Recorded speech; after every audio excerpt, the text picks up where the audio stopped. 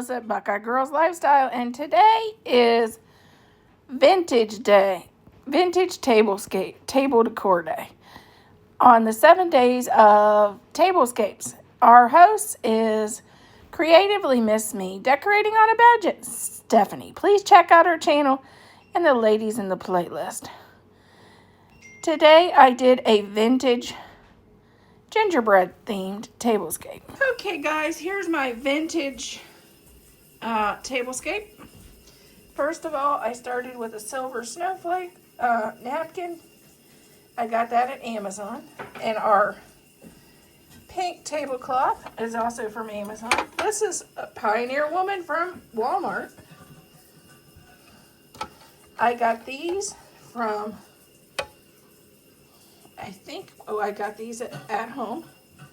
And this is a pink charger plate from Hobby Lobby. Amazon for the black silverware. Michael's for our garland. I think I got this at Hobby Lobby, the pink gingerbread house. The two gingerbread people, I got those at Temu. Hobby Lobby for the little deer. And Big Lots for the Dollar Tree for the silver trees. Tell me what you think about my vintage Christmas.